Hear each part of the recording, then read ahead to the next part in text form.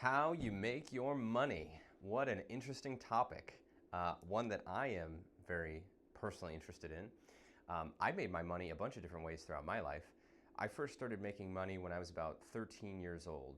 I was too young to get a job, so what I did is I made these flyers that said, "Hi, I'm Ryan. I live in the neighborhood. I can do stuff. I can sweep your attic. I can mow your lawn. I can paint your porch. Give me a call. I can do stuff." And I handed those out to all the houses in my neighborhood, and I had a bunch of people call me, and they gave me a lot of work. One guy sort of hired me semi-consistently to work at his phone refurbishing business, and that was a wonderful experience. I learned a lot about entrepreneurship, about making money, about employer-employee relationships, and I consider those experiences, my initial sort of entrepreneurial experiences, to be really formative and in allowing me to realize that entrepreneurship is something that I want to do as an adult as well. So today I'm going to be presenting to you Robert Kiyosaki's cash flow quadrant. The Robert Kiyosaki's cash flow quadrant is a way for understanding how people make their money, and people fall into 4 different categories on the quadrant. And there are some benefits from moving from the left side of the quadrant to the right side of the quadrant, which I'll tell you about as we go into the details. My name is Ryan Weiss. This is the Ryan Weiss Show. If you're new to this channel, welcome. I'm doing a video series here I'm calling Lessons for My Kids, where I'm producing 1 video per week for 52 weeks this year, so 1 year of lessons. And I'm producing lessons that I think are vital for my kids to learn by the time they become adults. And I'm recording these videos so that if something were to happen to me, they can still learn these lessons from their dad. And so that's why, and then I'm publishing these videos in the hopes that other people find them helpful as well. So thank you for tuning in. I think this video is going to be particularly valuable, particularly if you aren't familiar with Robert Kiyosaki's cash flow quadrant. Robert Kiyosaki is the author of Rich Dad, Poor Dad. Rich Dad, Poor Dad is an excellent personal finance book, foundational for me, and I think foundational for a lot of real estate investors and just investors in general. In that book, he clarifies the difference between an asset and a liability, and he helps to explain why most people choose to purchase liabilities instead of assets, and how that keeps them trapped in what he calls the rat race, right? Which is where you're sort of running on a treadmill, earning an income just to be able to fund your lifestyle, and you can never escape and build real wealth. The cash flow quadrant, I don't know if he covers in that book. In fact, the cash flow quadrant might be a separate book. This is what I'll be covering today. Maybe I'll do another video about Rich Dad, Poor Dad at some point, but today I'm going to cover the cash flow quadrant.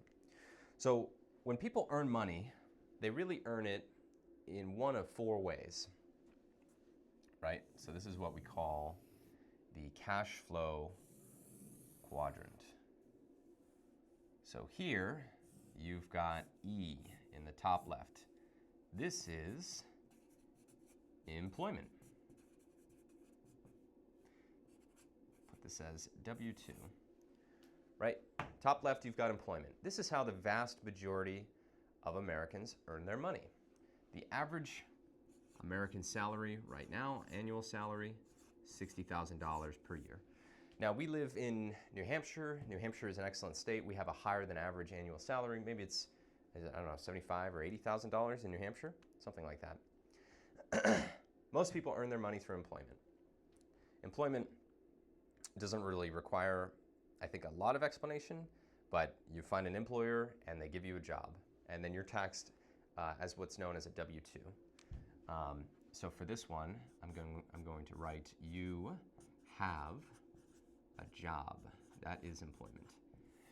Now, while there are some benefits from moving to the left to the right side of the cash flow quadrant, I just want to emphasize for a moment, there's nothing wrong with being on the left side of the quadrant. Like, it is good to be employed. And I have respect for people who have jobs and respect for people who hold jobs. So I just want to, say, well, I think it's optimal to move to the right side of the equation. I myself have spent a lot of time in the employed quadrant. So, I don't have a lot of hate for people who are employed, obviously. Well, I shouldn't say obviously, but just to make it clear. Now, in the lower left quadrant, here you've got SE. So this is self-employment.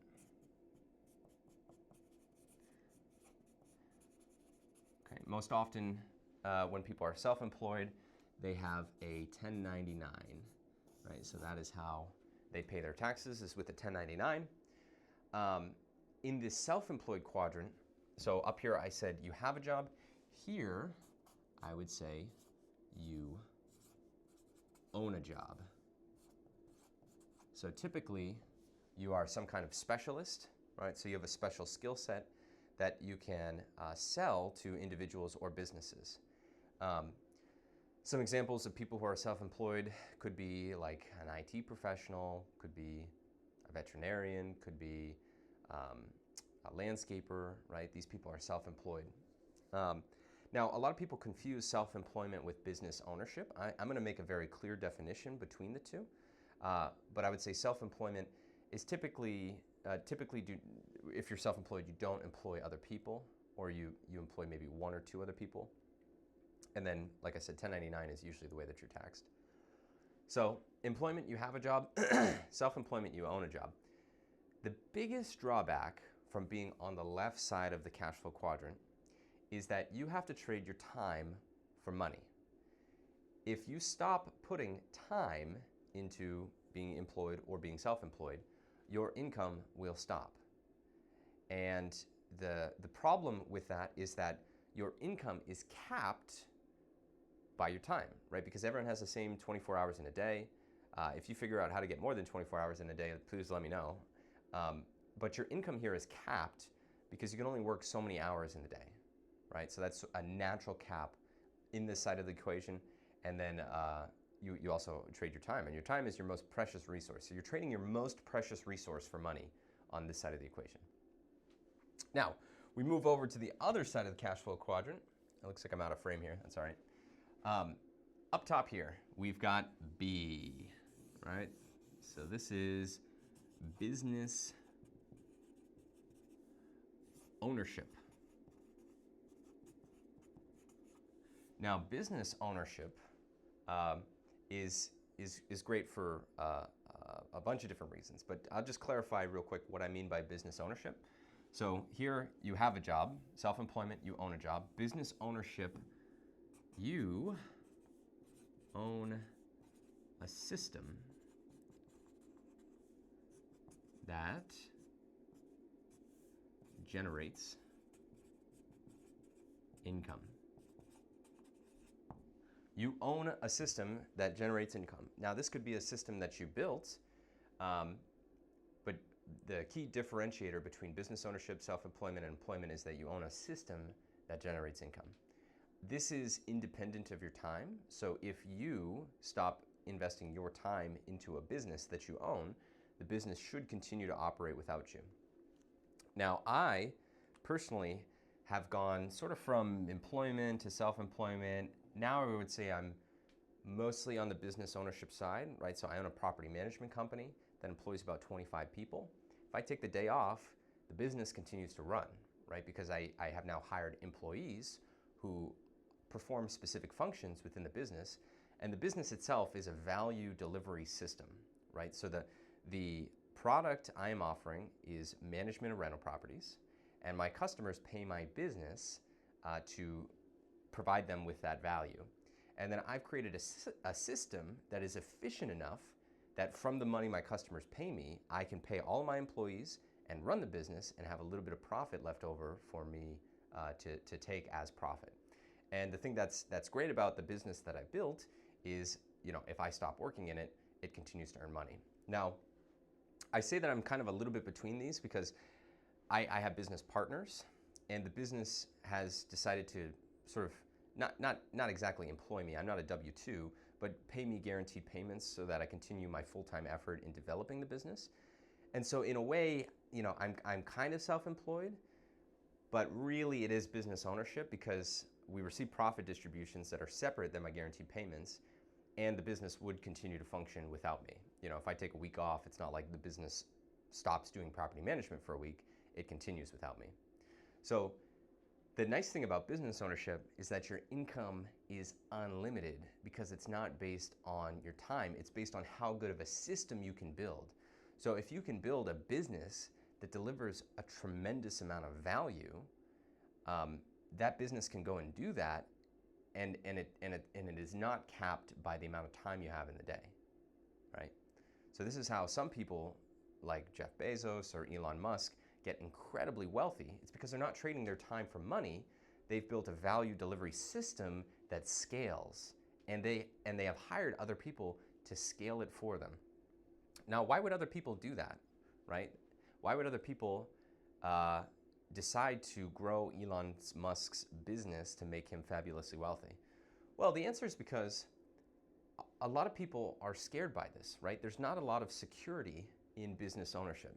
There is perceived to be more security in employment or self-employment, right? So Elon Musk employs people to build his systems that deliver value to him. Now, if the system to deliver a value fails, Elon Musk could go bankrupt. Then the employees would lose their job, but the employees know how much they're going to make, and they know that so long as the business continues to exist, they will continue to make that salary. Some people like that perceived security. Now, I say perceived because, like I said, if the business fails, that job doesn't exist anymore. But for whatever reason, and it could be that the income's not variable, right? Like sometimes businesses will have profitable years. Sometimes it will have years that are loss. My business personally, we've had years where we haven't made money. And so if you are depending on your income to pay your expenses, then you need a job. But if you have other sources of income or other businesses or whatever, then it's okay if there is some variability. So a lot of people can't tolerate variability. Business owners can.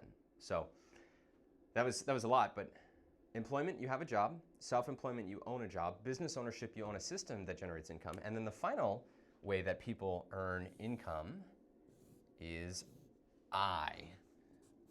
which is investor. And then as an investor, what you have is you own assets that pay you or they appreciate. So you own assets that pay you or assets that appreciate. Now, as an investor,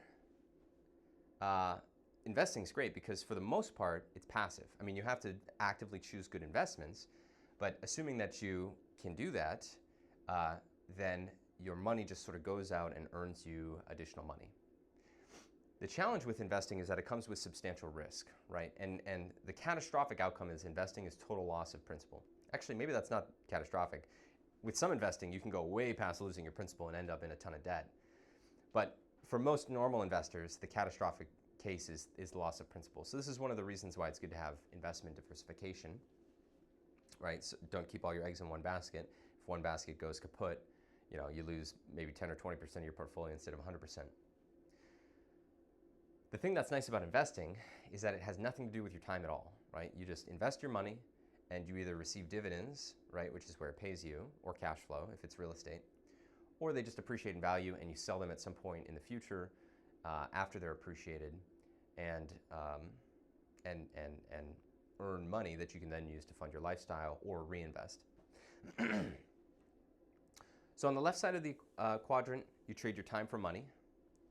On the right side, you own a system that generates income, or you own assets that pay you or appreciate.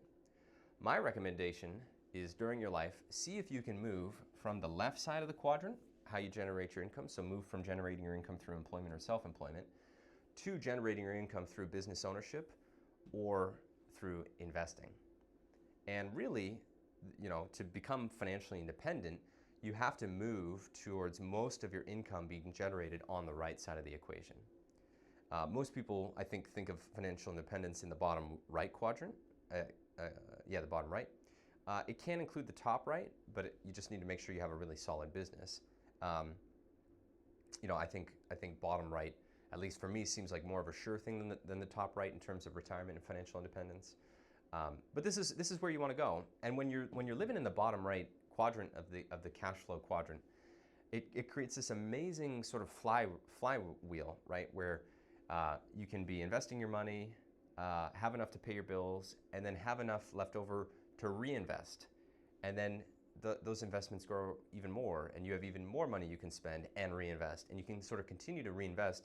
And in my mind, I like to imagine sort of a snowball rolling down a hill, right? If you're sort of conservative enough with your expenses, and if your investments do well enough, you can create this sort of snowball that just compounds and creates incredible wealth for you. And the amazing thing about this is that it preserves your time. So you can spend your time doing the things you want to do, hanging out with friends, family, volunteering, whatever you find to be personally fulfilling. So everyone needs to earn an income. Everyone earns an income in one of these 4 quadrants. My recommendation is it's okay to start here, but at some point move to the right side of the cash flow quadrant. Hope that was helpful. That is the cash flow quadrant by Robert Kiyosaki. He probably does a much better job explaining it. I recommend looking him up on YouTube. I also recommend reading Rich Dad, Poor Dad. Thank you very much for watching this video, and I hope you have a great rest of your day.